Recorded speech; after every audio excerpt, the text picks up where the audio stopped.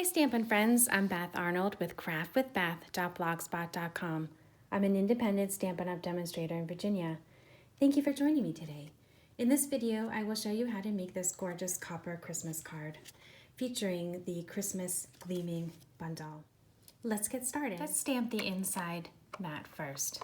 Start with Mossy Meadow ink and stamp the scroll image along the bottom of your inside mat. Your inside mat is very vanilla cardstock that measures 4 inches by 5 1/4. Next, fold and burnish your card base. This card base is made out of Pretty Peacock cardstock and measures 4 1/4 by 11 inches. It's scored in half at 5 1/2. Next, glue your inside piece to your card base.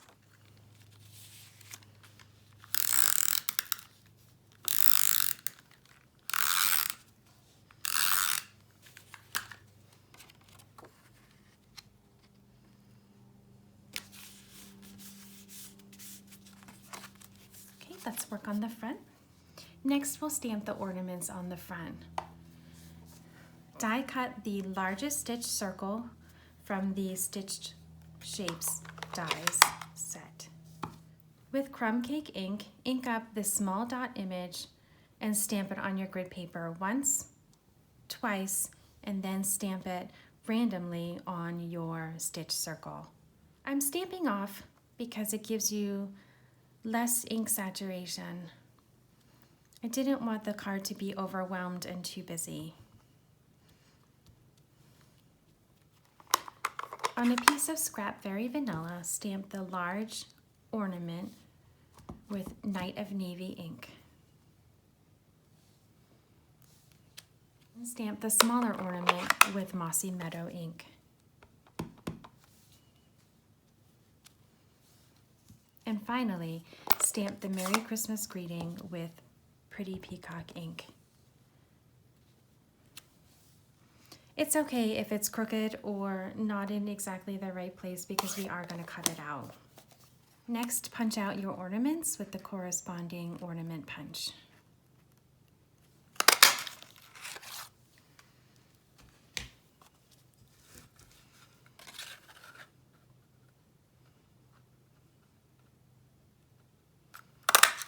Then hand cut the Merry Christmas greeting.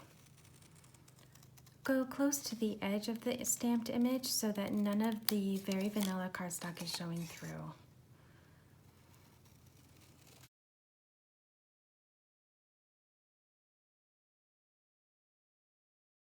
You may have also seen this card on my Second Sunday sketches and noticed that the copper ribbon is not part of the sketch. This is an optional embellishment. It's up to you if you would like to use ribbon or foil paper or cardstock or another patterned paper. It's up to you, you can, or you can leave it off. If you don't wish to use any of the embellishment for the ribbon, you would simply layer your 2 pieces of Designer Series paper on top of your card base, leaving about 1/8 of an inch border on the top, right, left, and bottom. And then you would simply glue them down. Then you would add your elements right on top and your card would be complete. But if you want to put the ribbon around the Designer Series paper where the seam is to cover that up or to accentuate the 2 Designer Series paper patterns, you need something to help stabilize the 2 pieces of paper. For example, it can be quite tricky to wrap the copper trim around the 2 pieces of Designer Series paper and adhere it to the back without it kind of toppling over or falling apart. So you need something to help brace the 2 pieces while you adhere the copper trim to them. But you don't want to see your piece that you're using to help stabilize, so you should make the cardstock the same size as the 2 Designer Series papers together. Each of the Designer Series paper measures 2 5/8 by 4 inches, so that when you put them together, they measure 4 inches by 5 1/4 inches this way, and that would line up perfectly for a matting. So I cut a second piece of pretty peacock paper that measures 4 inches by 5 1/4. You would simply line up your 2 pieces and adhere them down to your mat.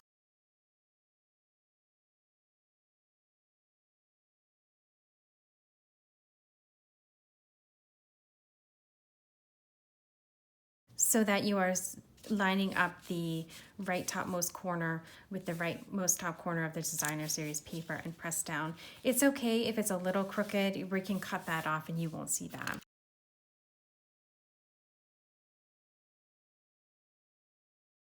Then line up your second piece along the bottom. And again, it's okay if it's a tiny bit crooked or it goes off the edge of the pretty peacock piece, we can cut that off. That's no problem. You will not see that.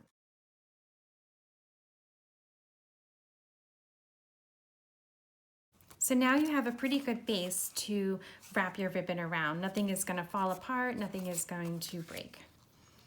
Next, put a little bit of adhesive on the back where your ribbon is going to go. Then lay your copper trim over the seam. Press the ends to the back. Make sure your trim is overlapping both pieces of designer series paper.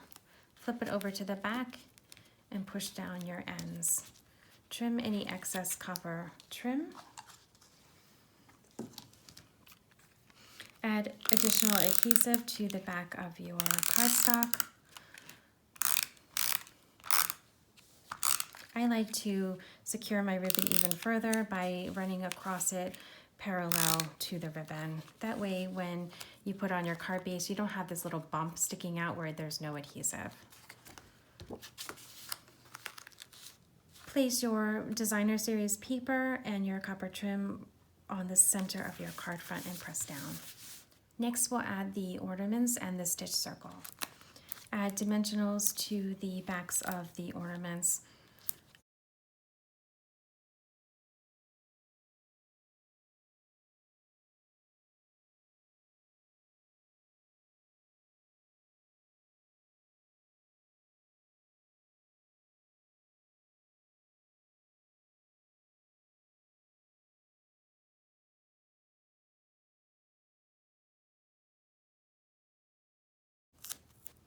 Make sure the dimensional that is closest to the left side of the ornament when you put it here is not going to interfere with the ornament right here.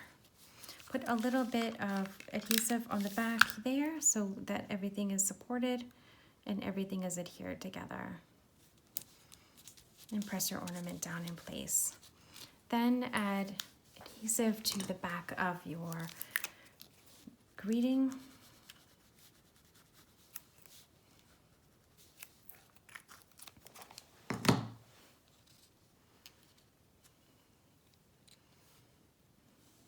And adhere in place. You could use dry glue here. I just like the liquid glue for the smaller applications. Okay, flip your circle over to the back and add dimensionals. As you've already seen, I absolutely love dimensionals. I would use this entire sheet if I could. Sometimes I go a little bit overboard on dimensionals, but my philosophy is that if you are mailing somebody a card that you made, that you spent your time, energy, and care into the card that you made, you want it to arrive exactly the way that you created it. You don't want it to buckle, rip, or break at any point in the mailing or in the using of your card. So I like to err on the side of more dimensionals, more adhesive is always better. Okay, that looks great as it is. You could stop there if you wanted to, but I think we should add just a little more detail. I love these copper stars. I wanted to use them for this card, but I thought they were a little too shiny compared to the copper trim ribbon. I thought this was a little more aged, a little darker, a little deeper than the very shiny, brand new copper. So I decided to make them look similar to the copper trim by faux aging them with our Stampin' Blends markers. I used dark soft suede, light pumpkin pie, dark basic black, and the color lifter to give a faux aged look to the copper stars. Because these are alcohol based, they will stick to the designer elements and stay there. First I colored the entire star with the dark soft suede.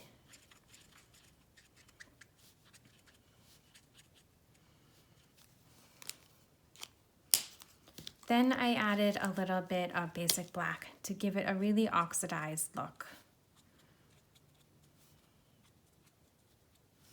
Doesn't have to be the whole thing, just in different spots where you think it should be aged. Then I added a little pumpkin pie because I didn't want all of the copper to disappear.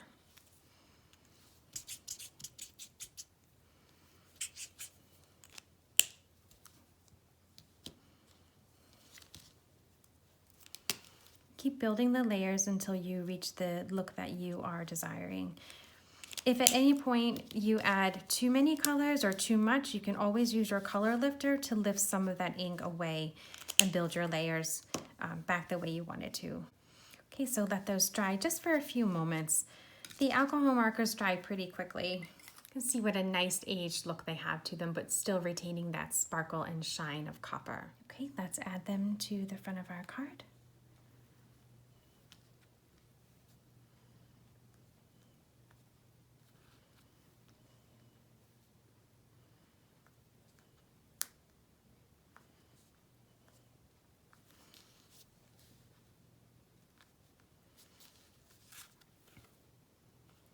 And there you have aged copper embellishments. You can do this with any of the embellishments that we have using these Stampin' Blends.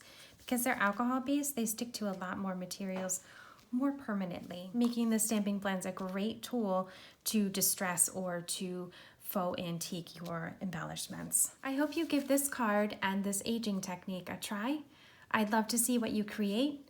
Be sure to post a photo in the comments below or on my Facebook page, facebook.com/craftwithbeth. If you like this video, please give it a thumbs up and subscribe to my channel to be notified of my new videos.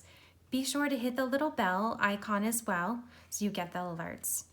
The products used in this video can be found in my online store. The supply list, the purchase links, and the companion blog posts with measurements are included in the description below. You can shop with me anytime in my online store. Be sure to visit my blog, craftwithbeth.blogspot.com, and subscribe to my newsletter. I would love to welcome you as a new subscriber.